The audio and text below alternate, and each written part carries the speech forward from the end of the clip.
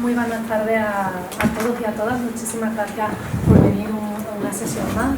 Así que bienvenidos a esta sexta sesión del Seminario Cultura, Arte y Género, Seminario Permanente de Investigación para otras historias posibles, ¿no? Y estamos muy contentos de poder contar hoy con Mónica Monbeneo González, que ha venido del European University Institute.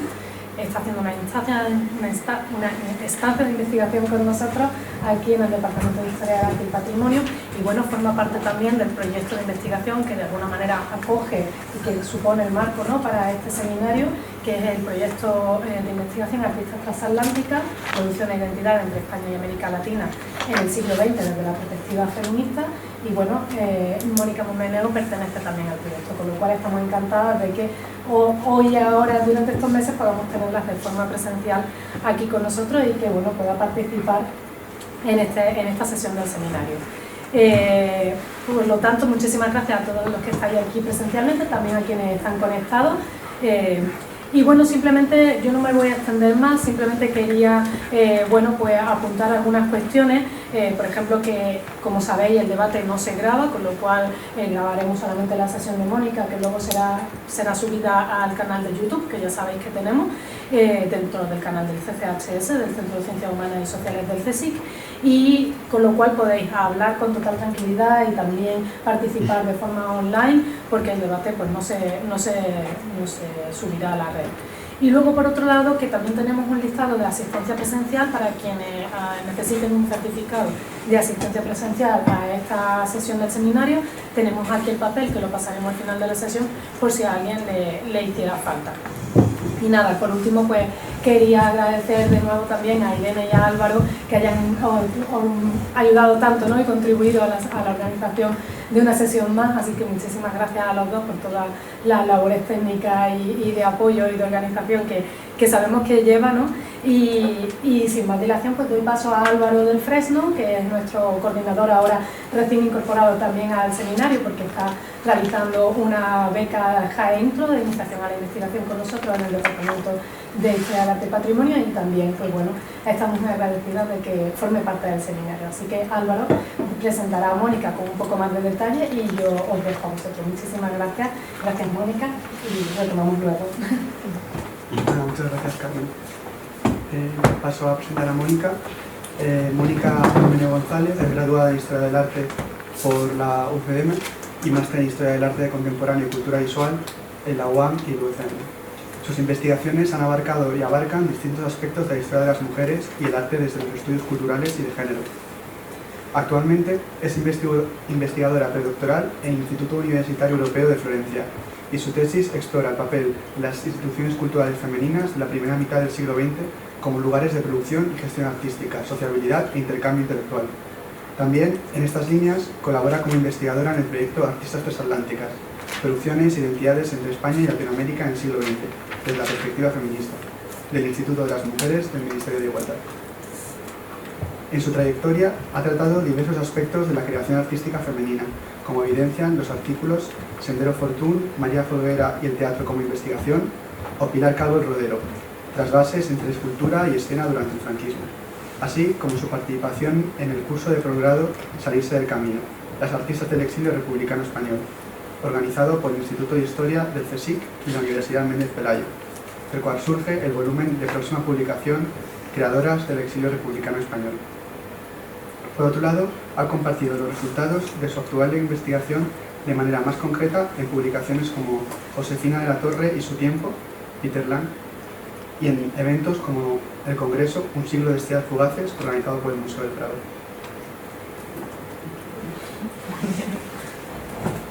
Bueno, muchas gracias, Carmen y Álvaro, por la presentación. Gracias a todas las que estáis aquí, gracias a todas las que estáis online por la acogida. Tengo que poner mi PowerPoint, no sé. Sí. Pues me gustaría en esta sesión del seminario compartir con vosotras algunos de los materiales y de las reflexiones con las que estoy lidiando ahora mismo en torno a la escritura de mi tesis doctoral. Y como se ha mencionado un poco en la presentación, mi tesis explora la relación entre el asociacionismo de principios del siglo XX en Europa y la entrada de las mujeres a la esfera pública, artística y cultural. En concreto, me he interesado por la historia de los Clubs Lyceum y la Asociación Internacional de Clubs Lyceum para analizar el tipo de sociabilidad y modelo de producción cultural que estos proponían y, en concreto, su actividad expositiva. Veremos más adelante. Yo aquí entiendo cultura y cultural, como lo hace Michel Barret, que es como un proceso de significación e identidad, lo cual me es útil a mí para hablar de un contexto internacional y transcultural como es el que os voy a presentar a lo largo de esta sesión. Así, el sustrato común de todos estos clubs de los que voy a hablar, más allá de su relación mediante la red que establecen, es su capacidad de generar dispositivos culturales y artísticos, así como su papel en el proceso de creación de un modelo de mujer moderna internacional. El modelo de sociabilidad de los Lyceums ayudó a sus socias a conformarse una subjetividad moderna y a transmitir algunos de sus valores, ideas y gustos a través de sus actividades de mediación cultural, entre las cuales pues, yo me voy a centrar en las exposiciones, como he dicho. Genial. Bueno, dentro de esta red internacional de Lyceums, mi caso principal de estudio es el Lyceum Club de Madrid, que quizás muchas de vosotras ya conocéis, y que fue un poco la institución que me puso sobre la pista de todo este entramado de clubes, que fue la Asociación Internacional de Clubs Lyceum. Cuando se habla del Lyceum Club de Madrid se menciona muy a menudo que se creó a semejanza de un club del mismo nombre en Londres, pero lo que no se suele mencionar es que el club londinense dio pie a esta organización internacional, algunos de los cuales, y algunos de estos clubes siguen abiertos a día de hoy. El Club de Madrid perteneció de hecho a esta red, no es una cosa solamente nominal. Entonces, lo primero de lo que os quería hablar es del Club londinense y de la creación de esta red internacional. El Club de Londres fue fundado por la escritora y artista Constance Smedley en 1904 bajo el nombre del Lyceum Club for Women Artists and Writers. Smedley había nacido en una familia acaudalada y durante su infancia su madre había tenido un salón artístico y literario que Smedley había encontrado muy estimulante y que nos da ya pistas sobre sus conexiones con la vida cultural y política de su época. La generación de Smedley, sin embargo, ya no es la generación de los salones, sino que es la generación de los clubs, ¿no? Sobre todo en el territorio británico, que es donde nace esta cultura de clubs. Los clubs femeninos van a surgir a mediados del siglo XIX en el contexto urbano británico, como digo, como un lugar en el que las mujeres de clase media pudieran parar y tomar el té durante sus visitas a la ciudad, en un principio. En ese sentido, podemos decir que surgen motivados por el motivo diametralmente contrario a los clubs de caballeros. Si para los hombres los clubs trasladan la vida pública a un emplazamiento en el que resulte más fácil establecer conexiones laborales y personales mediante el acercamiento de lo público a lo doméstico, para las mujeres el club es una extensión de lo doméstico que les permite incursionarse en lo público. En un principio, estas incursiones se van a realizar sobre todo de manera puntual y en muchos casos asociadas al consumo, ¿no? Pues cuando las mujeres se acercaban a la ciudad a comprar, esto era un lugar donde ellas podían pues, pararse tranquilas a tomar un café y era para ellas un lugar seguro dentro de este espacio público, pero poco a poco estos se fueron expandiendo en número y en su campo de acción e incorporaron actividades de ocio y actividades culturales que provocaban que las mujeres acudieran a los clubs ex professo para pasar tiempo desarrollando allí sus intereses, entablando amistades y comenzando a entablar un poco estas redes profesionales. Para principios del siglo XX, la mayoría de estos clubs ya tenían un perfil que pretendía atraer a las mujeres de clase media trabajadora como lugares en los que sentarse a escribir, a leer o a descansar tras una jornada de trabajo laboral. Constance Smedley, me lo voy a decir mal todas las veces, ya os aviso, fue socia del Writers Club y fue precisamente su descontento con este club lo que la animó a fundar un club propio, ¿no? Para ella el Writers Club era un lugar muy adecuado en un inicio para ir allí a trabajar, para ir allí a escribir, pero poco a poco se va dando cuenta de que la junta directiva de este club está integrada sobre todo por mujeres aristócratas que no tienen muy en cuenta las necesidades de la clase media y el club no era como lo suficientemente elegante para causar una buena impresión pues, en entrevistas de trabajo, el servicio de comidas no era lo suficientemente bueno para organizar reuniones profesionales y esto a mujeres que no podían recibir a gente en su casa pues les afectaba mucho de cara a presentarse en público como mujeres profesionales, ¿no? Para Smelly, el club debía proveer de una manera activa servicios para que las mujeres de clase media pudieran proyectar una imagen de profesionalidad y decoro que les ayudara a establecerse en la esfera pública y a desarrollar sus carreras. Esto que, bueno, nos puede parecer frívolo, pero realmente era una cosa muy importante en la época, y Smelly pues cuenta anécdotas de amigas suyas que se quedaban en pensiones de mala muerte solo a cambio de poder comprarse unos guantes o un sombrero para luego poder tener entrevistas de trabajo y ayudar un poco a la causa. Bien, una vez se decide fundar su propio club,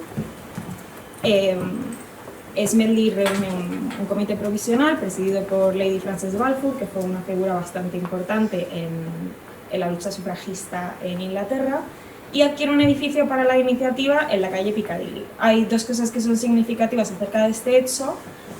La primera es que el club es el primer club femenino que se funda en Piccadilly, que durante mucho tiempo había sido la calle de los clubs de caballeros por antonomasia, mientras que los clubes de damas se situaban en la calle Dover. Y por otro lado, que el club de Londres va a tener un edificio en propiedad, y esto significa que el impulso inicial del club no depende de las cuotas de las socias, lo cual también permite en un primer momento ofrecer unas membresías bastante baratas que diversificaron, aunque fuera mínimamente, la cuota el tipo de socias que entraron al club.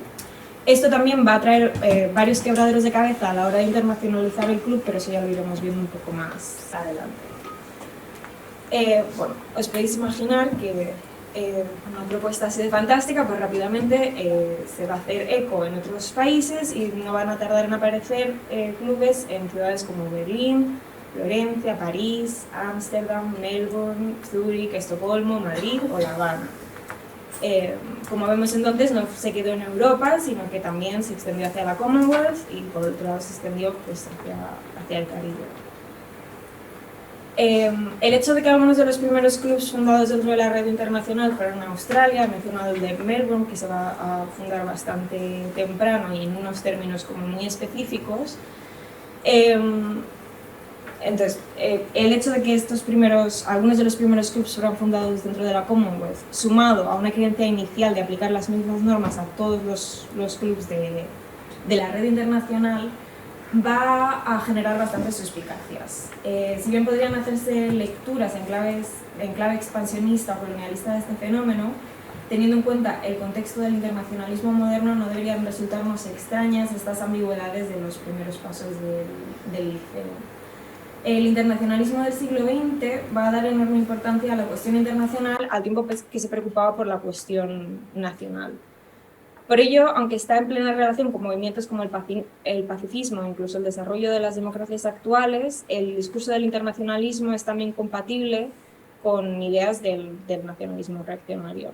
En este sentido, uno de los primeros problemas que acarreó la internacionalización de la Asociación de Clubs Lyceum fue la traducción de un modelo local muy específico a un contexto internacional. En palabras de la propia Smelly, el mayor de los obstáculos en el camino del Lyceum hacia una asociación internacional habría sido el dominio británico, en tanto que había sido dinero británico el que había financiado el primer club.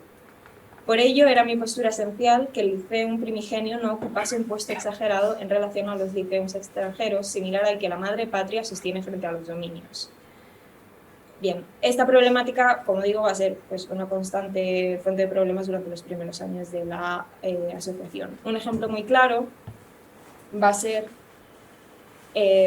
la fundación del Club de Berlín. En 1904, Smelly iba a viajar a Berlín específicamente para la fundación de este club. Había había recibido noticia de que había interés en Alemania por fundar un club similar al de Londres.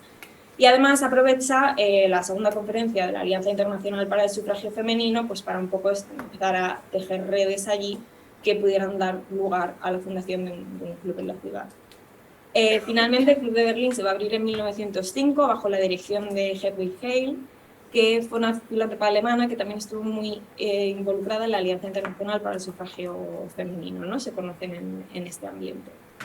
Smelly iba a supervisar todos los elementos y todos los detalles de la fundación del Club de Berlín, desde la compra del edificio hasta el establecimiento de los estatutos.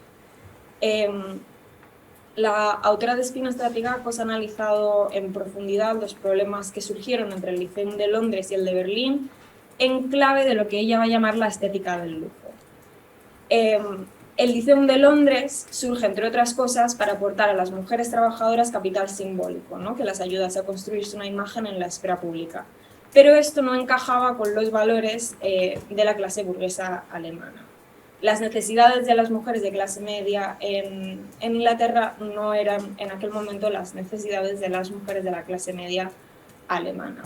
Del mismo modo que el Lyceum londinense había comprado un club para sus actividades, así se hizo también en el caso de la ciudad alemana. ¿Y qué pasa? Que el edificio en realidad va a estar en pertenencia del padre de Constance Smedley y todas las finanzas, tanto del Club de Londres como del Club de Berlín, van a estar en manos de esta persona. Como relata Stratigakos y como refleja también Hedwig Hey, la directora del Lyceum de Berlín, en sus propias memorias, se vio con horror el derroche con que se decoró el club y la deriva que todo aquello parecía indicar. Mientras se lamentaba al mismo tiempo de que en realidad, mientras que el aspecto internacional del club les estaba haciendo totalmente miserables, el funcionamiento interno del mismo continuaba desarrollándose de un modo positivo.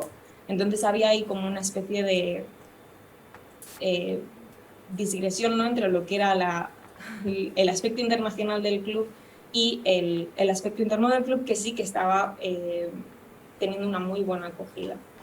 Las diferencias de perspectiva entre ambos clubs se aprecian también en la demográfica a la que se ofrecen sus servicios, ¿no? Para Smedley, la incorporación de las mujeres al mundo del trabajo fue central para la organización de la institución desde el primer momento, pero no debemos confundir mujeres trabajadoras con mujeres de clase trabajadora. Para que nos hagamos una idea, las primeras bases reguladoras del Club de Londres van a establecer que podían pertenecer al mismo aquellas mujeres que hubieran publicado trabajos originales en literatura, periodismo, ciencias, arte o música, tuvieran cualificaciones universitarias o estuvieran casadas con o fueran hijas de hombres distinguidos en cualquiera de las áreas de trabajo previamente mencionadas. El club, por lo tanto, está claramente orientado a las mujeres de clase media con formación superior, ¿no? Tras muchos roces y lo que se consideró un exceso de intervención por parte de Smedley, que realmente sentó muy mal en Alemania, el Club de Berlín se va a separar del Club de Londres. Es significativo de cara a todo esto que estamos comentando de la demográfica del club, porque una de las primeras cosas que ellas hacen es subir el baremo de las admisiones. Para entrar en el Club de Berlín debías, si tenías una titulación universitaria, ser doctora en esa titulación universitaria o ser funcionaria. En el caso de las artistas, no bastaba con, digamos, tener reconocimiento, sino que tenían que haber expuesto su obra en una muestra individual, no aceptándose como válidas las exposiciones colectivas. Y finalmente revocaron la membresía en base al estatus de maridos y padres. A pesar de todas estas diferencias y de unos años de separación, también tras un cambio de diseño en la sede, Berlín finalmente se vuelve a integrar en la red de liceos. También fue fundado por Smedley el Club de Florencia, puesto que la idea también se había recibido con gran atención durante un viaje de ocio que ella estaba realizando allí, y fue convocada por las condesas Fantoni y Tomasi Valdelli, y se reunió con un grupo de mujeres de la aristocracia y la alta burguesía florentina para hablar un poco de su proyecto del Lyceum. En sus memorias, Smedley relata la sorpresa que le supuso que tras su ponencia, tras su conferencia, no ocurriera nada que pareciera indicar un interés en una colaboración con la red de Lyceums. Las mujeres italianas, al parecer, le dieron las gracias a la escritora y procedieron a ponerse a hablar entre ellas. Mayor sorpresa fue entonces para ella que un par de días después la contactaran para presentarle a las personas que integraban el comité provisional del Club Florentino. Tal y como le explicaban a ella las italianas, a pesar de su agradecimiento a Smedley por la propuesta del club, un club establecido o financiado por impulso de dinero inglés hubiera sido percibido como un proyecto filantrópico extranjero que no hubiera tenido buena acogida en la sociedad florentina. A pesar de que Smelly participó, como había hecho en Berlín, en todo el proceso de creación y establecimiento del club, las italianas fueron muy vocales desde el principio acerca de las diferencias entre Londres y Florencia y las necesidades específicas de su club. Entonces, ellas, frente a las alemanas, desde el principio van a establecer de una manera muy clara de qué manera debería funcionar el club en Florencia. También el Club de París va a solicitar funcionar de manera diversa, organizando su actividad en reuniones que evocaban las de los antiguos salones, puesto que era lo que sus socias estaban todavía acostumbradas a hacer y lo que mejor funcionaba para ellas. Entonces, como vamos viendo, el proyecto de la Asociación Internacional de Liceums es un proyecto internacional, pero la organización del mismo va a ser transnacional. Esto en realidad, si lo pensamos, no difiere mucho de los otros elementos y procesos que yo intento integrar en esta historia, que son la mujer moderna como categoría cultural y como agente histórico, que tiene una importantísima dimensión internacional, pero sus batallas realmente se libran en lo nacional y en lo local, en relación al contexto político y social en el que se desarrolla. Y un poco lo mismo podríamos decir de los circuitos del arte moderno y contemporáneo, ¿no? Desde las ferias internacionales de arte hasta el desarrollo autóctono de cada vanguardia internacional, nos va a proveer ejemplos de esto. De este modo, el cruce entre el desarrollo de esta red asociacionista que permitió el acceso de las mujeres a la esfera pública en condición de ciudadanas modernas y la aparición de una serie de instituciones que favorecían el intercambio cultural en un mundo globalizado parece particularmente fructífero para analizar la entrada y las condiciones de la misma de las mujeres a la esfera pública del arte.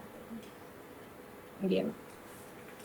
Lo que es la Asociación Internacional de Clubs Lyceum, como tal, con sus estatutos y con una organización específica, se va a establecer ya en el año 1912, con sede en Londres, pero con un comité integrado por representantes de todos los clubs y un funcionamiento independiente ya, sí, por fin, del club londinense. Tras unas décadas de trabajo en Londres, se va a decidir establecer en Muro en Zúrich en 1934, que es donde sigue a día de hoy. A partir de 1922 se va a realizar de un modo más o menos bianual un congreso internacional en el que participaban todos los clubs y se hacían pues, toda una serie de actividades culturales que generalmente tenían mucho más que ver con conocer la ciudad que se visitaba y el club que se visitaba. Y las primeras anfitrionas fueron las mujeres del Lyceum Club de Florencia, y eso cada año va celebrándose en una ciudad distinta. El resto de clubs van a ir empezando a aparecer de una manera bastante más orgánica y sin intervención del de Londres a partir de 1910, que se funda el de Melbourne, pero en general a partir de 1911.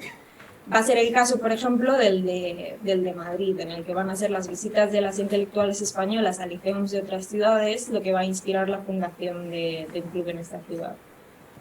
Con personajes ya integrados en redes femeninas internacionales, como podía ser María de Maeztu o Zenobia Camprubí, el establecimiento del club fue una cosa bastante fácil.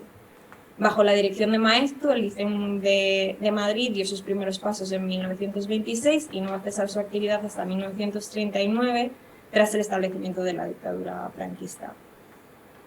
Otro ejemplo sería el Club de La Habana, que, por ejemplo, ni siquiera nació mirando al Club de Londres, sino que conoció la Asociación Internacional de Clubs mediante el de Madrid.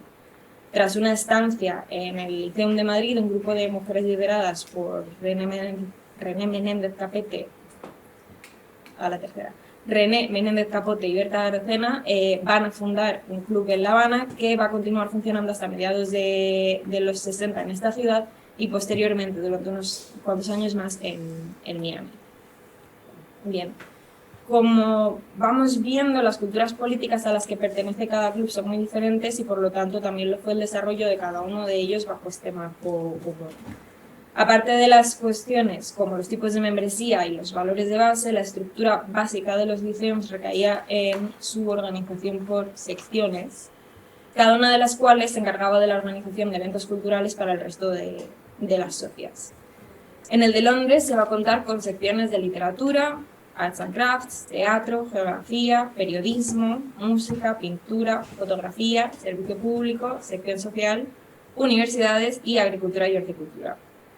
En el de Florencia se va a contar con una sección de literatura, pintura, escultura y artes industriales, todo junto, relaciones internacionales, música, ciencia, educación y filantropía y bienes públicos. Y finalmente en el de Madrid encontramos secciones de música, artes plásticas e industriales, literatura, ciencias, una sección social, una sección internacional y otra hispanoamericana. Un poquito más tarde aparecería también la sección deportiva. Me interesaba traer ejemplos de algunas de las secciones en las que se dividen los clubs para que veáis un poco cómo se va desarrollando según cada ciudad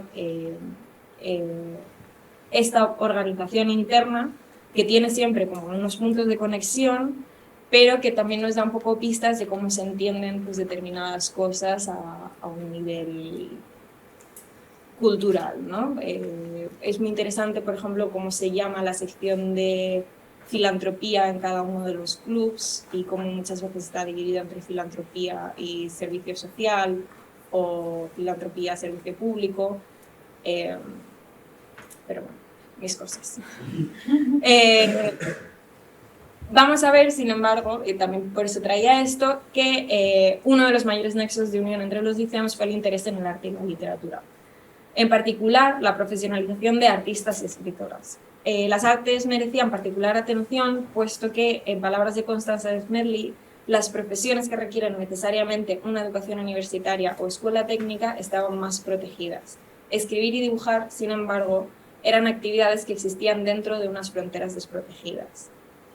Por ello, una de las primeras medidas que se va a tomar en el Club de Londres y que a todas miras se instauró también en otros liceos fue la fundación desde un primer momento de un buró informativo que proveyese a las sociedades del club con constante información sobre las posibilidades de divulgación, publicación y exposición de sus trabajos, así como acceso a un directorio de editores, editoriales y personas e instituciones del mundo cultural, junto con datos sobre los tipos de trabajo que aceptaban, las tarifas y los tiempos de pago de cada uno de ellos. También con este fin, en mayo de 1904, el Lyceum de Londres va a abrir una galería de arte permanente en su sede social, dependiente de la sección de Arts and Crafts, a pesar de estar vinculada a esta sección específica, se va a utilizar para diversos fines expositivos, como va a ocurrir también en el resto de los liceos. Algo bastante común fue, por ejemplo, que se realizaran exposiciones para recaudar dinero para causas específicas. Estas exposiciones solían estar organizadas por las secciones filantrópica o social del club, dependiendo de la causa, y sus contenidos podían ir desde pintura y escultura a exposiciones de venta de trabajos artesanales, que eran las más comunes. Es el caso, por ejemplo, de muchas exposiciones que organizó el Lyceum Club de Florencia para la recaudación de fondos y ayuda para los soldados durante la Primera Guerra Mundial, que solían consistir casi siempre en la exposición y venta de textiles y menaje, aunque luego también hay ocasiones en las que se organizan exposiciones de arte, como una que se realiza en 1917 para recaudar dinero para los soldados cegados en el frente. En el caso del Lyceum de Madrid, por ejemplo, también he traído esta foto. Una causa que se tuvo siempre presente fue la infancia en general, pero la Casa del Niño en particular, que era un proyecto satélite del club y que consistía en una guardería para familias sin recursos. Para recaudar fines para este proyecto se van a organizar bastantes exposiciones, venta de juguetes, en las más de las ocasiones, pero en general de objetos decorativos. Y otra de las iniciativas que tenían de apoyo a la infancia consistía en esas exposiciones que se hacían de dibujos infantiles. Aquí en la fotografía aparece Victorina Durán entregando el primer premio del concurso de dibujo. Entonces, bueno, como vemos, mucha de la actividad expositiva que se va a llevar a cabo en los liceos tiene que ver aún con unos roles específicos que se adscriben a la mujer en sociedad, que es como una suerte de maternidad social, ¿no? Por la cual parece que el precio por el acceso a la esfera pública sea siempre contribuir mediante los cuidados, ¿no? Los cuidados. Aunque esto es innegablemente cierto, también es verdad que la actividad expositiva de los liceos no acaba ni mucho menos aquí. aunque sí vamos a apreciar en las líneas generales de las exposiciones esta negociación del espacio público y una constante propuesta de modos de hacer y modos de existir de las mujeres en la esfera del arte y las prácticas culturales. La respetabilidad y la seriedad de las exposiciones a la hora de negociar este espacio y a la hora de introducirse en este camino hacia la profesionalización era algo que preocupaba mucho a las mujeres de los liceos. Y esto va a llevar, por ejemplo, al Lyceum de Londres a contar muchas veces con jurados masculinos que aprobasen los contenidos de algunas de sus exposiciones. Esta estrategia, que es bastante cuestionable por un lado, por otro, era también una manera para ellas de integrarse en los círculos sociales de estos hombres, ¿no? Y de entablar relaciones profesionales con estos artistas establecidos. Para Smedley, parte del acceso al mundo profesional consistía en abandonar por todos los medios posibles la etiqueta de diletante. Así lo subraya en su reunión con las mujeres que formaron el Club de Florencia. Durante las primeras sesiones que ellas comparten juntas, se van tomando notas acerca de lo que Smedley les va contando que se está realizando en el Club de Londres, y la persona que está tomando notas apunta que uno de los problemas que se estaba discutiendo era la inferioridad de las obras de arte producidas por las mujeres y los trabajos de las mujeres remunerados siempre menos que los de los hombres. Como propuesta de solución cita aquello que Smedley debe haberles dicho durante la reunión, que es que en el Lyceum ven la necesidad de insistir en un high standard del trabajo femenino, lo primero de todo por dignidad femenina, pero también para que las mujeres puedan obtener buenos precios por sus trabajos. Resultado de las exposiciones organizadas en el Lyceum, el principio es no admitir cualquier trabajo femenino, sino solamente aquellos que sean los mejores. De este modo, nos consta que la organización de estas secciones se tomaba en serio la cuestión de la profesionalización e intentaba contar con personas establecidas para ayudar a sus compañeras.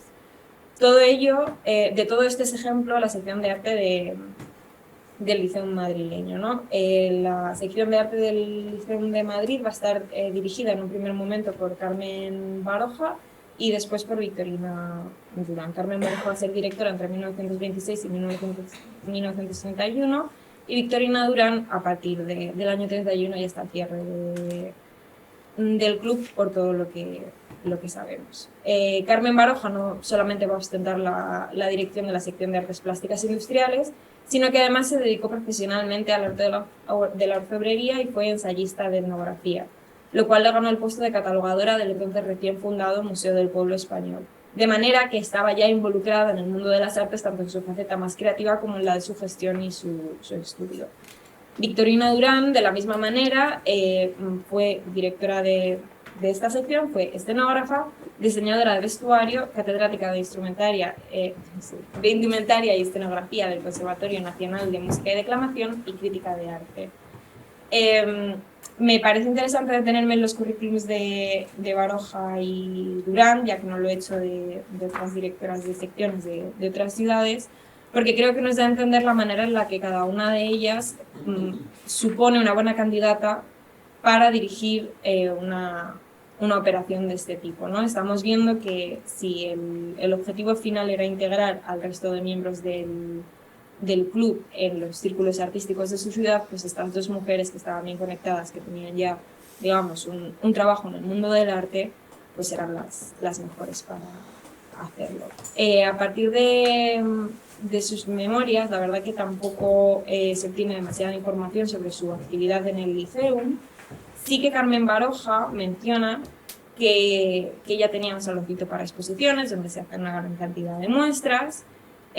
A ella, la verdad, dice, le parecían bastante malitas, pero nos da un dato muy interesante, que es que se hacía venta de obra. Esta venta de obra da un 10% al club y además se ofrecía siempre una merienda, que eso también para los no miembros era de pago. Entonces, poco a poco se podía pues, recaudar dinero para la siguiente exposición o para lo que fuera. Entonces, bueno, a pesar de el cinismo y la reticencia de Carmen Baroja, poco a poco pues, salía adelante el proyecto de la sala de exposiciones del Liceo.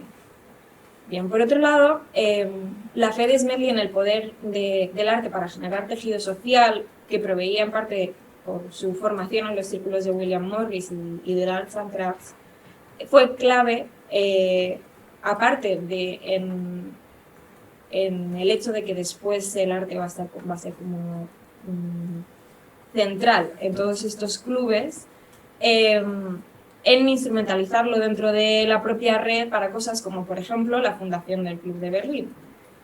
Como ya habíamos visto, Smedley viaja a Berlín específicamente para la fundación de un club allí, y durante su estancia y tras las primeras reuniones aún parecían quedar dudas entre las mujeres alemanas de el modelo del club, ¿no?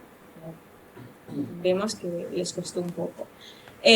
Por ello, Smedley va a organizar 2 exposiciones de artes decorativas británicas en Berlín para intentar demostrar la capacidad que ella veía en el diseño de crear una red internacional de artistas.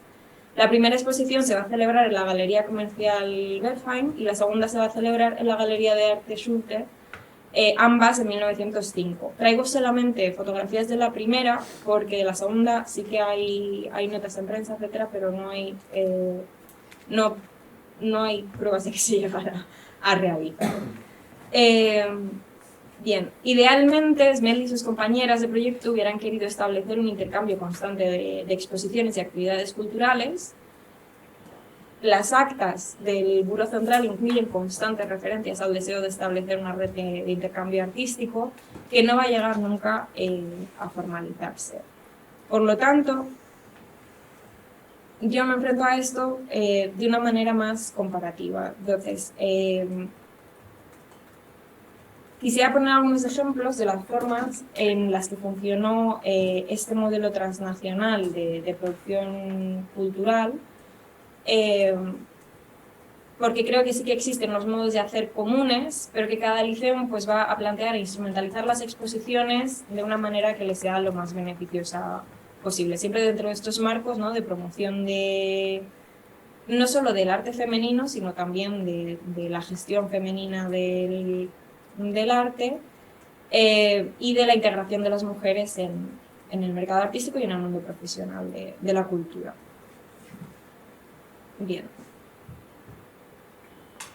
Muchos de los intercambios artísticos transnacionales en los que participaban las mujeres en este momento estaban inspirados por el fenómeno de las exposiciones universales, que estaban diseñadas para expresar y pensar el lugar de las mujeres de cada nación en la esfera pública internacional. Los pabellones de mujeres dentro de estas exposiciones estaban pensados para esto. El caso que se suele mencionar para hablar de la popularización de estos eventos es el edificio de la mujer de la Exposición Mundial Colombina, celebrada en Chicago en 1893. Pero otros ejemplos serían la Exposición Nacional de Trabajos Femeninos, celebrada en Florencia en 1871, el Pabellón del Trabajo Femenino en la Exposición Universal de Viena de 1873, o la Exposición Nacional Holandesa de Trabajo Femenino, celebrada en La Haya en 1898. ¿no? Todo esto es el momento previo y un poco la inspiración que van a beber algunas de las exposiciones que realizan algunos de los liceos dentro de la red internacional.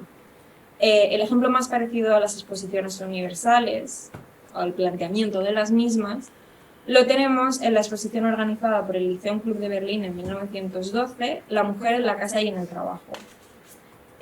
Como habíamos visto, Smedley, la fundadora y la directora del Club de Londres, había realizado 2 exposiciones en Berlín, y a raíz del éxito de estas, las mujeres alemanas empiezan a pensar que podían hacer ellas para establecer también su sección de arte y su circuito expositivo propio.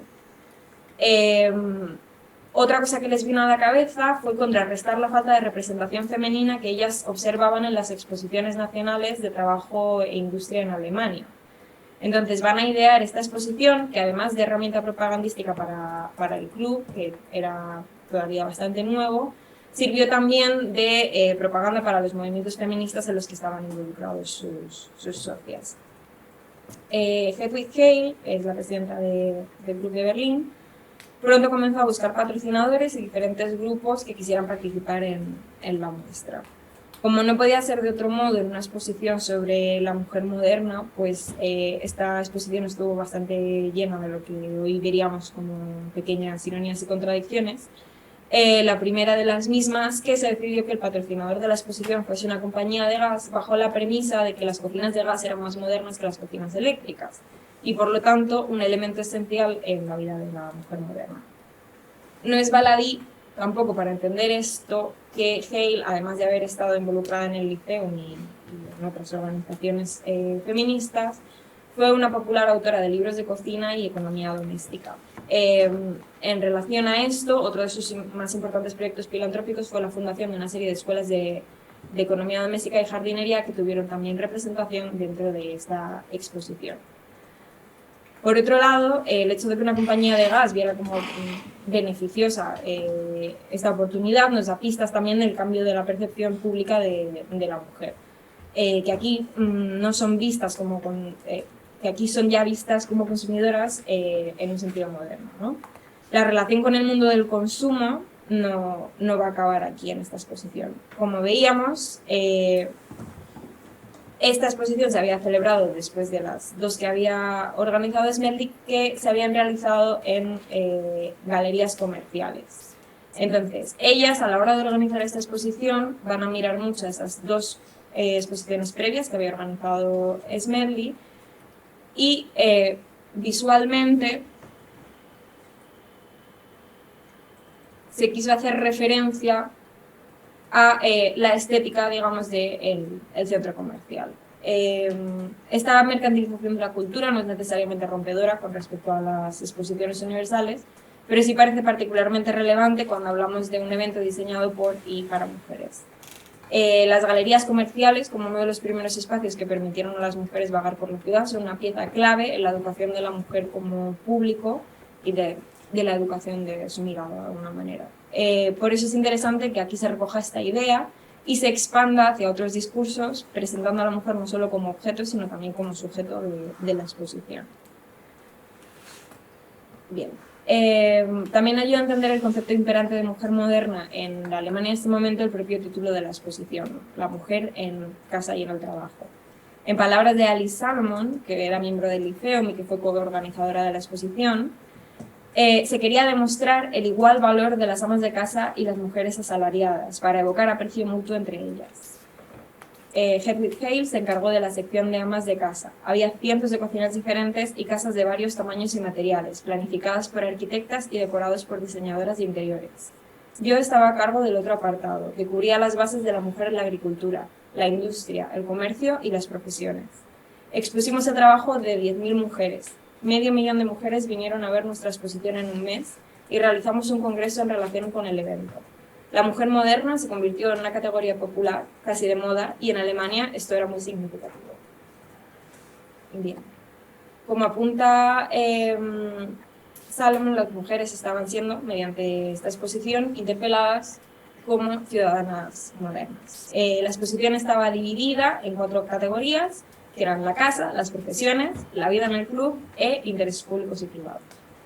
Si miramos los planos incluidos en el catálogo de la exposición, veremos que el edificio estaba dividido en 2 plantas que a su vez estaban distribuidas en 2 pabellones. El pabellón 1 estaba diseñado por Pia Wheeler y respondía a una estética decorativista y simbolista, mientras que el pabellón 2 estaba diseñado por Elsie Oppel-Leckmann y Lily Wright, que habían empleado el diseño industrial. Bien, la planta baja del pabellón 1 hacía las veces de vestíbulo de la exposición y tenía un aspecto que podríamos denominar casi pues, como catedralicio, ¿no? Que a su vez no distaba demasiado de las grandes galerías comerciales que había en Berlín en este momento. Parte de la exposición de este pabellón consistía en 3 apartamentos, así, uno de lujo, uno de clase media y uno de clase trabajadora, diseñados por relevantes arquitectas y decoradoras, como las ya mencionadas Oppel-Leckmann y Wright, pero también participaron otras diseñadoras como Ilse Delburg o Elisabeth von Hahn. La zona de recibimiento de las visitas al pabellón estaba amueblada con vitrinas, que en su aspecto, como ya menciono, subrayaban esta conexión con la galería comercial, y decorando los muros se encontraba un gran mural que representaba un grupo de mujeres bajo un árbol en flor, que es una imagen bastante rica en metáforas, de entre las cuales Despina Stratiga, pues a quien ya he mencionado, elige resaltar la idea del jardín, de la creación femenina que la exposición también representa. Bueno, en contraposición a este estilo decorativo, el pabellón 2, su arquitectura presentaba unas líneas sobrias y minimalistas, ¿no? Con estas estructuras de metal y de cristal, y también pretendía suponer una experiencia inmersiva en otro tipo de ambientes, ¿no? La arena en el suelo y las referencias visuales, ya sí a las ferias industriales, eran obvias. El pabellón 2 albergaba exposiciones de y sobre amas de casa, granjeras, colonas, profesoras y trabajadoras sociales, así como mujeres de clase trabajadora que se desempeñaban en la industria, principalmente la textil, la artesanía, las actividades administrativas y el servicio doméstico. Aquí en la imagen podemos ver a una mujer de pie junto a un carro de verduras y frutas que se encontraba allí promocionando la Escuela de Horticultura para las Mujeres. De manera similar, en diversas partes del pabellón se desarrollaban exposiciones y demostraciones en vivo de distintas técnicas y actividades, como pudiera ser una demostración de máquinas de coser patrocinada por la Casa Singer, o de cortes de pelo promocionada por las escuelas de cosmética de la ciudad. Bien, estas demostraciones en vivo y estas un poco conexiones entre las distintas temáticas de la exposición van a ser constantes. Por ejemplo, en la biblioteca del apartamento de lujo había una exposición permanente de libros escritos por mujeres. En el apartamento de la clase media se llevaban a cabo clases de escuelas del hogar, y en el apartamento de la clase trabajadora se impartían clases, entre otras cosas, de higiene durante el posparto. La mujer en la casa y el trabajo fue un enorme éxito de público y de crítica. La experiencia de esta exposición nos demuestra, yo creo, las posibilidades del lenguaje expositivo en el contexto de los liceums que las socias alemanas emplearon para llevar a cabo una propuesta cultural en la que negociar su propio espacio en el ámbito de lo público al tiempo que se construían como objeto y sujeto de la muestra. Otra manera bastante opuesta de negociar este espacio y de entender el rol de las mujeres en las prácticas expositivas lo va a plantear el Liceum Club de Florencia con su muestra Primera Exposición del Impresionismo Italiano, celebrada en el año 1910. Como ya he comentado y como evidencian tanto las experiencias de arte inglés realizadas en Berlín como las actas fundacionales del propio club florentino, el arte va a ser un poco la constante entre los clubs a la hora de intentar establecer relaciones internacionales. En el contexto florentino, que era bastante estanco en términos de arte moderno a comienzos del siglo XX, existieron varios proyectos que intentaron sacar el mercado artístico de la ciudad de los montes aristocráticos y burgueses en los que se encontraba y ponerlos en conexión con las redes de vanguardia que se estaban desarrollando en Europa. Una de estas iniciativas, lanzadas por los escritores y críticos Giuseppe Prezzolini y Giovanni Papini, encontró en el Liceum Club de Florencia a sus grandes aliadas. Prezzolini y Papini eran editores de una publicación cultural que se llamaba La Voce, y se encontraban en vías de organizar una exposición en torno a la figura de Medardo Rosso, un artista italiano que había labrado su carrera en Francia y que, a pesar de haber encontrado un cierto reconocimiento hacia su obra en el país vecino, su reticencia a involucrarse con los grupos de la vanguardia artística le había hecho quedarse atrás en términos de éxito expositivo y, por lo tanto, de fama internacional. Aunque las galerías francesas realizaban también muchas exposiciones que aglutinaban artistas de determinadas nacionalidades, Rosso había renegado de ser catalogado como artista italiano, de modo que esta exposición que a él se le planteaba era una buena oportunidad para retomar lazos con su país de origen y darse a conocer en otros circuitos. La otra cara de esta moneda, como lo veían Prezzolini y Papini y como han analizado otras investigadores, como Giovanna Pistone y Sharon Hecker, era que al ser una exposición lo suficientemente novedosa como para constituir un hito en Florencia, pero lo suficientemente cautelosa como para no generar escándalo en el aburguesado gusto florentino, pues tendría mucho éxito y daría al Liceum de Florencia un impulso en lo que era su lugar dentro del circuito expositivo florentino. Van a recibir primero varias negativas por parte de otras galerías hasta que por fin deciden reunirse con el Liceum para negociar la posibilidad de organizar la exposición allí. A pesar del carácter marcadamente aristocrático del Club de Florencia, este sí que va a estar frecuentado por muchos intelectuales y artistas internacionales, algunos de los cuales, como la artista inglesa Florence Bloch, pudo haber estado en contacto previamente con el proyecto de Prezzolini y Papini. Las mujeres del Liceum de Florencia se tomaron este proyecto muy en serio por diversos motivos. El primero es que preveían que el tema de la exposición sería polémico, ¿no? Al tratarse de una exposición de artistas que ellas calificaban como bohemios y al haber sido ya rechazado por varias galerías, no por una cuestión de falta de dinero o falta de espacio, sino porque también lo veían un poco arriesgado. El segundo, que cualquier propuesta de exposición realizada por una tercera parte debía ser defendida ante el comité de la sección de arte y sometida a voto, según el reglamento. Por lo tanto, una vez recibida la propuesta, fue un poco lento el proceso de aceptarlo. Y el tercero, todas las cuestiones legales que una operación internacional de este tipo requiere también fueron tomadas muy en cuenta hasta el punto de necesitar un abogado presente durante las reuniones que tuvieron con los editores de la bolsa. Bien, en una reunión presidida por Edita Rucellai, la directora de la sección artística del Liceum de Florencia, que era también coleccionista de instrumentos y una persona bastante destacada en el mundo cultural florentino, se van a discutir cuestiones como la adecuación de las salas para las obras de la exposición, las condiciones del traslado y la posibilidad del cobro de una entrada a los visitantes. Es decir, se está planteando la exposición en unos términos bastante actuales y en base a unas funciones que serían desarrolladas por diversos profesionales que hoy en día serían profesionales de los museos. Finalmente, la exposición se va a inaugurar el 20 de abril de 1910 con coste de entrada de 1 lira para las no socias y la posibilidad de adquirir un pase permanente por 3 liras. La muestra va a recibir obras en préstamo de Egisto Fabri, Gustavo Sforni, Bernard Berenson, Paolo Signorini, la Galería de Arte Moderno de Florencia, Paul Durand-Ruel, Ambroise Vollard y Paul Rosenberg, así como del propio Medardo Rosso.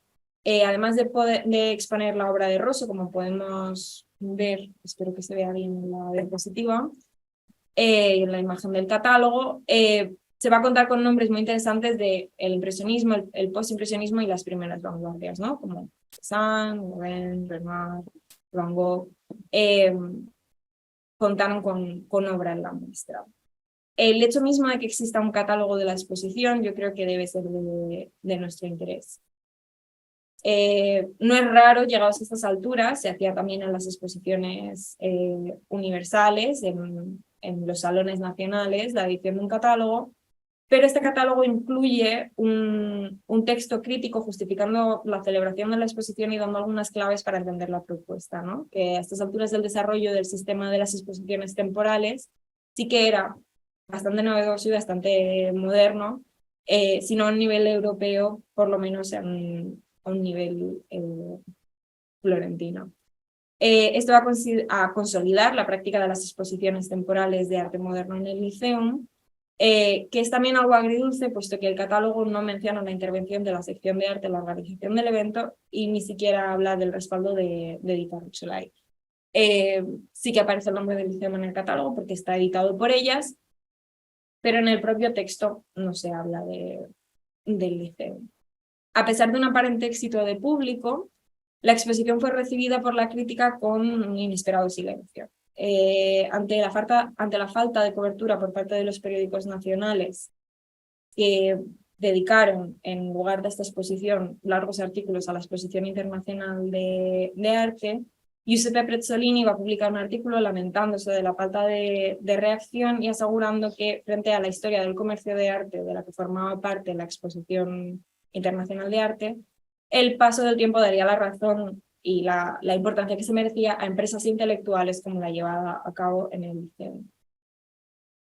Bueno, la Exposición Internacional de Arte es la actual Bienal de Venecia, así que no sé hasta qué punto tenía razón, Pero a pesar del patinaje, creo que es importante pensar en estas mujeres trabajando por fomentar e integrarse en las redes internacionales de la vanguardia. El caso de Medardo Rosso funciona además muy bien con la premisa inicial del Liceum, ¿no? Ya que la muestra promovió la creación italiana en un contexto internacional, favoreció la colaboración entre distintas redes culturales y para las mujeres del Liceum fue una oportunidad de desarrollarse como agentes artísticos y de establecerse como enclave cultural, incorporando nuevos modos de hacer y creando espacios desde los que practicar la profesión artística y cultural. Como no tengo imágenes específicamente de la exposición, os he traído una imagen de una obra que hay actualmente en el Museo Reina Sofía, que es una copia, una de las versiones de una de las obras de Medardo Rosso que se expusieron en la exposición florentina, y unas fotografías de una exposición que se inauguró en el año 33 en el Liceum, para que veamos un poco cuál era la distribución del espacio y un poco el aspecto que podría haber llegado a tener. Bien. El último ejemplo que quería poner sobre la mesa es el de uno que se produce en el Liceum Club de Madrid, que va a ser un club dentro de los que he mencionado que va a poner un fuerte énfasis en la realización de exposiciones femeninas, siguiendo estos preceptos que venimos mencionando.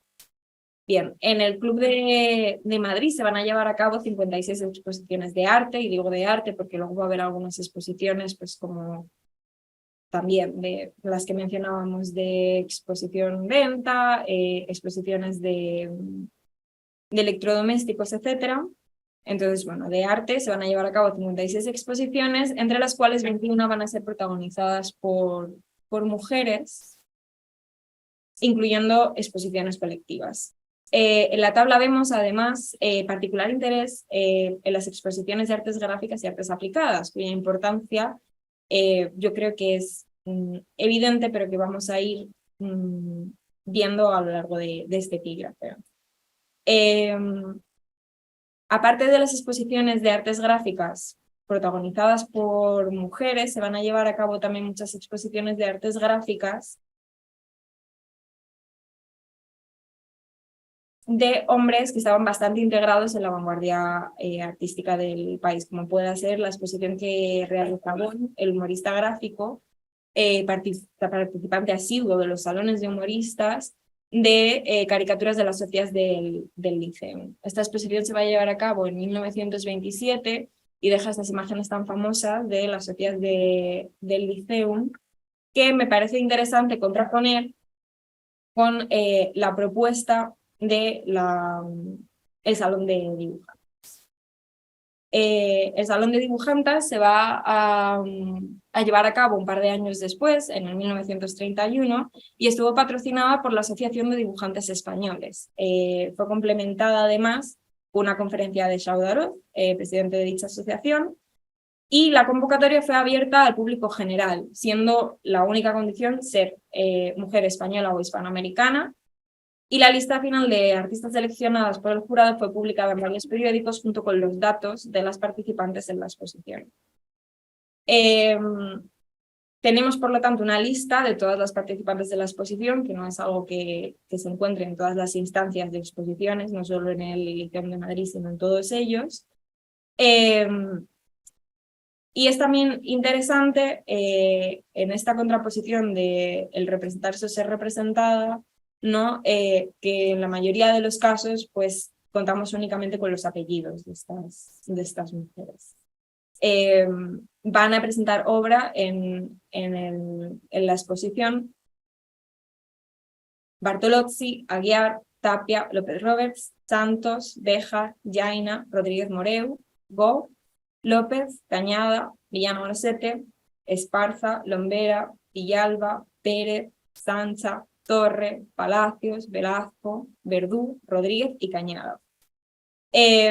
Ampliando esta información van a aparecer otros artículos en los que ya sí se van a detener, no en todas ellas, sino en algunas de ellas, y ya las mencionan por nombre y apellidos, ¿no? Van a destacar en muchas ocasiones las estampas con frisos y decoraciones de Pilar Villalba, Se va a mencionar también mucho la participación de Rosario Velasco, las proyecciones de portadas de Vogue y Fémina de Viera Esparza y los retratos de Pura Verdú. Bien. Otro aspecto interesante que vamos a ver en los artículos que hablan de esta exposición es que se menciona que es Alma Tapia y no Saudaró la verdadera impulsora de la exposición, ¿no? Ella también formaba parte de la directiva de la Unión Española de Dibujantes y probablemente ella fue la que, a través de sus contactos en el Liceum, pudo ir organizando una exposición de este tipo. Bien. Quería mencionar también que muchos de los artículos que vamos a encontrar al respecto de esta exposición van a hacer mención a los padres, maridos, etcétera, de estas mujeres y va a marcar mucho el tono, ¿no?, de la percepción pública de esta exposición, que yo creo que en realidad es muy importante reconocer su valor, puesto que si estamos en un contexto en el que se está abogando por la profesionalización de las mujeres, en un momento en el que las artes gráficas, además, en una manera relativamente fácil de profesionalizarse en el sector artístico, pues teniendo en cuenta la expansión de los medios de comunicación de masas, como el periódico, ¿no?, y el florecimiento de la industria editorial española, pues es importante que el Liceum estuviera mostrando su apoyo a esta disciplina. Si veíamos, ¿no?, el cierto escepticismo con el que Baroja mencionaba las exposiciones que se realizaban en el Club de Madrid, sí creo que existe un afán de promover y apoyar estas redes profesionales que las artistas están creando. He traído algunos ejemplos de ilustraciones de algunas de las mujeres que exponen en el Salón de Dibujantas, pero no se corresponden, excepto la de Alma Tapia, con las que se expusieron aquel día, porque no hay imágenes de esta exposición. La imagen de Alma Tapia, que aparece en la publicación Blanco y Negro, sí que viene acompañada de otra reproducción, que ahora mismo no recuerdo cuál es, pero bueno, son fotocopias de reproducciones, que además tienen la marca de agua, pues prefería traeros algunos otros ejemplos, para que viéramos, además, que en cuanto a temas y lenguajes plásticos, la exposición fue bastante rica y bastante variada, ¿no? Y es un muy buen ejemplo de, si vamos a pensar de nuevo en este mundo de la profesionalización de las artistas, las distintas avenidas que ellas tuvieron y se fueron abriendo en el mundo de la vanguardia española. He traído también estas dos imágenes, porque como pasaba con la exposición de Florencia, al no tener, digamos, el contexto visual, para que entendiéramos un poco mejor dónde era que se celebraban estas exposiciones. He traído una fotografía de una exposición de figurines de Victorina Durán y una fotografía de una exposición de dibujo de Juana Francisca Rubio. Bien. Berlín, por lo tanto, bueno, reflexiones finales, a modo de conclusión. Hemos visto que Berlín va a hacer una exposición que toma el lenguaje de las exposiciones universales y lo apropia para hablar de su propio proyecto feminista y artístico. El Liceum de Florencia, por otro lado, va a aprovechar las estructuras que el sistema de los clubs le proporciona para tejer redes con otros agentes artísticos de su entorno, que a su vez las va a poner en contacto con una red de promoción cultural que las ayuda a visibilizarse y a adquirir legitimación en los circuitos artísticos europeos. En el caso de Madrid, vamos a ver cómo utilizan el Salón de Dibujantas para poner en relieve las profesiones artísticas femeninas de aquel momento, valorizando una disciplina artística considerada menor, pero que fue un vehículo hacia el trabajo asalariado para muchas artistas. Mediante la promoción y exposición del trabajo de estas ilustradoras, las ayudan a crear redes al tiempo que presentan la ilustración y el dibujo como paradigmático de... Bien. Voy aquí. Los mecanismos de sociabilidad asociados a la modernidad, así como la consolidación de un espacio público internacional, permitió a las mujeres difuminar aún más la barrera entre lo privado y lo público.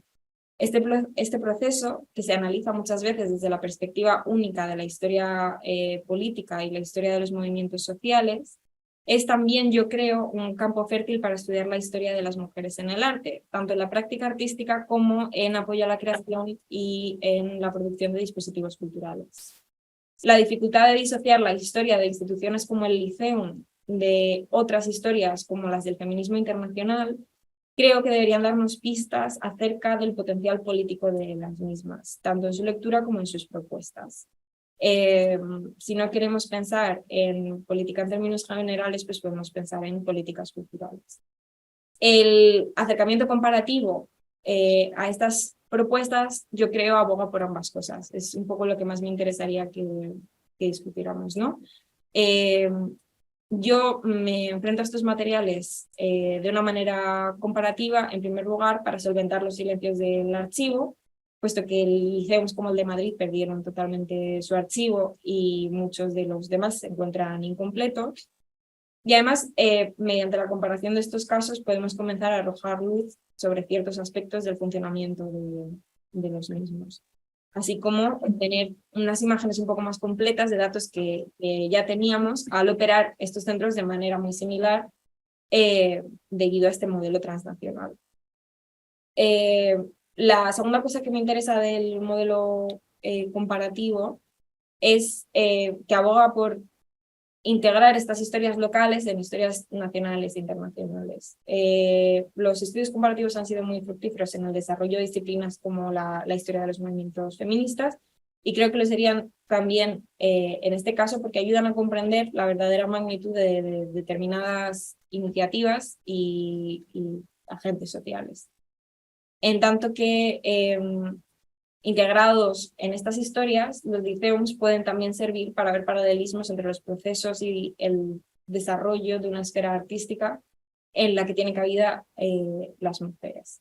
Entonces, bueno, os traía estos ejemplos, espero que os hayan interesado y ya está, ¿me decís?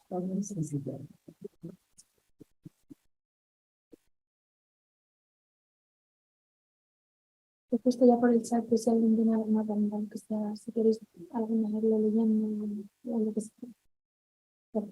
Lo que hace el ordenador.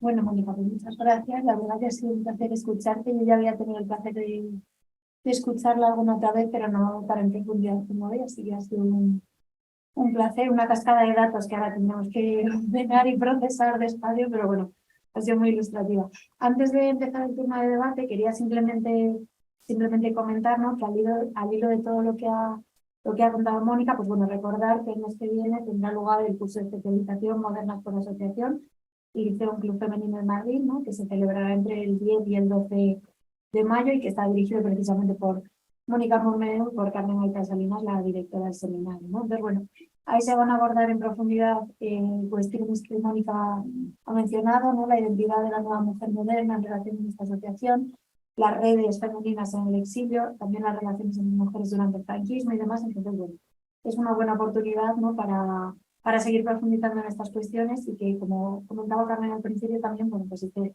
curso tiene su marco en el proyecto Artistas Transatlánticas, Producciones e Identidad entre España y Latinoamérica en el siglo XX desde la perspectiva feminista, que está financiado por el Ministerio de Igualdad y el Instituto de las Mujeres. Entonces, nada, para recordarlo simplemente, tanto aquí presencialmente como a quienes nos sigan desde casa, que sigan las inscripciones abiertas. Y bueno,